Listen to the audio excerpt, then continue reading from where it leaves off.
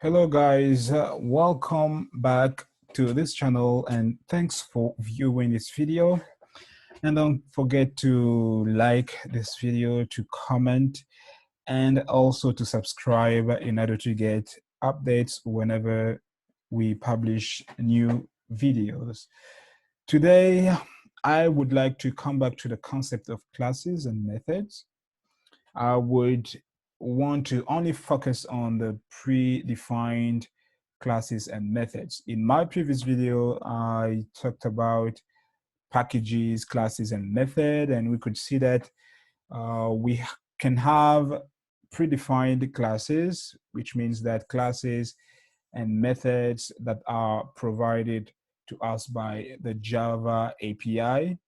And on the other side, we can also have user-defined packages, classes, and methods. That means that the programmer is the one responsible for creating these packages or these classes or these methods in order to reach a particular goal or to develop a particular function in his program.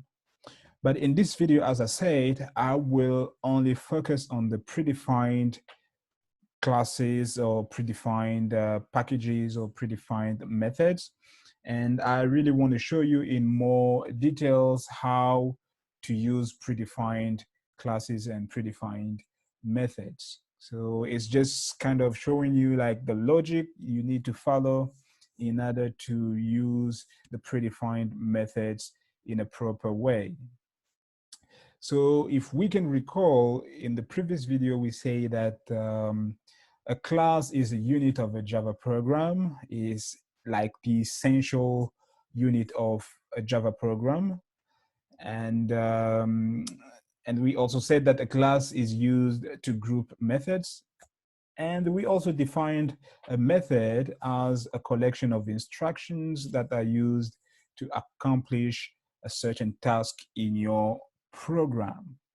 So now, how to use predefined methods in your program. So as you can see on the screen here, I have already typed a portion of code here. I have also imported a class here. So I'm just basically going to explain to you the logic I followed when writing this code. And we're going to take some few principles out of that explanation. So the first thing you need to do when you want to use predefined methods in your program is to determine the name of the class that is containing the method you want to use. So for example, here I wanted to like my program to evaluate this operation, this arithmetic operation of a number to the power of another number.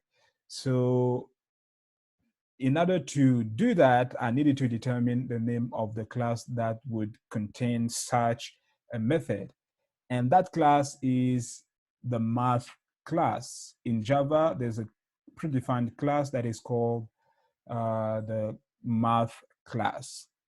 So that's why you see here, I have imported that class here, math. After determining the name of the class containing that particular method, you need to also determine the name of the package that contains that particular class that you need. And in this example, the name of the package is java.lang here. So that's why you can see here, I have already imported this java.lang.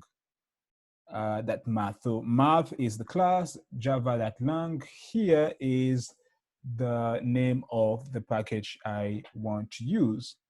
And after determining these two elements, you now need to determine the method that you actually want to use, because this math class contains so many other methods, but which method are you do you actually want to use? So in my example, I wanted to use this method called power method.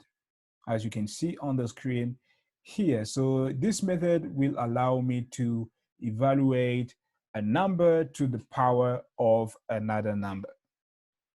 So I have determined the method I want to use, and next I needed to determine the number of parameters that method would take.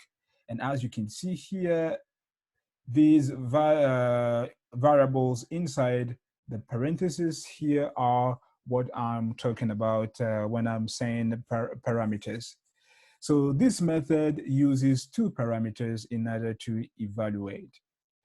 Okay, so it's actually important to also know the number of parameters the method would take, because there are certain methods that do not take any parameter. For example, the next int method, for example, you can see that the brackets are empty inside because they do not actually take any parameter. So if they do not take any parameter, that okay, but there are also certain methods that would take parameters, maybe one parameter or two, or let's say even three parameters. So it's always important to know the number of parameters the method would take. So after determining the number of parameters, I also needed to determine the type of parameters that method would take. So that type of parameters would also help me to declare and initialize my variables here. As you can see, by determining the type that a certain method, the type of values or the type of parameters a certain method could take will allow you to actually know what type of variables you need to declare or initialize for your program to work. So this method, the power method, uses, or it can take integer parameters or double parameters or decimal numbers. So because it's an arithmetic method, so it actually uses numbers. So it takes numbers, decimal numbers, and whole numbers. So here I have chosen to declare integers. So I have x that is equal to 2, y is equal to 8 here. So after determining the type of parameters, I also needed to determine the order of the parameters. So here, x and y, as you can see, when we're going to run this, the value we will get will be, the value of 2 to the power of 8, and that is what is giving us 256.0 here. But if I try to reverse to put y here and x here, I will not get the same result. Okay, I'm getting 64 here because the way it's seeing it here is that I wanted to give me the value of 8 to the power of 2 here. That's not what I actually want. I actually want x to the power of y, that is 2 to the power of 8. So the order of the parameters is also important. And the next thing I needed to make sure was also to determine the type of values that would be produced when this method is evaluated. Is it going to be a Boolean number?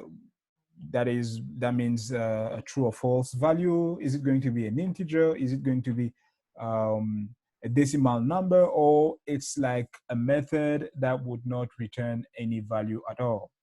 So as you can see in this example, this method returns a decimal number. So even though I used integers as my parameters here, but the value that is returned when that method is evaluated is a decimal number. So if I can even change the type of my parameters here, I will still be able to get my value into decimal numbers. So this method particularly returns decimal numbers. That means that numbers that have a type of double. And the next thing I needed to make sure is by the way of representing that method. So as you can see here, the way I wrote the method for it to be evaluated is very specific. And I think evaluating all the methods would also follow this same structure, this same syntax. So here, math here represents the name of the class, and you have the dot here, and then you have the name of the method and the parameters of the method. So when representing your method, when you want to evaluate it, you always have to make sure that the name of your class is separated by to the name of the method by this operator here, this dot sign here.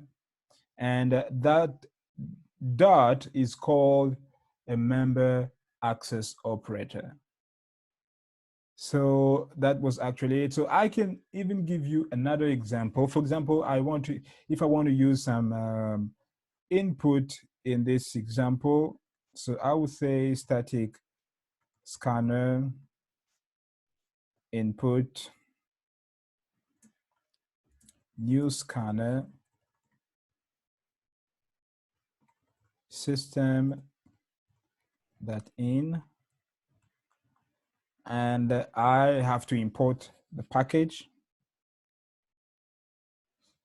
Okay. And if, let me say, instead of evaluating the values like this, I will instead do some, I would just say int x, y here. And I would say system that out, that print line.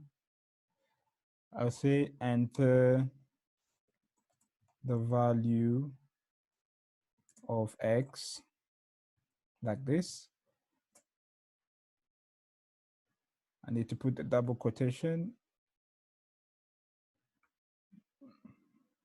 Okay.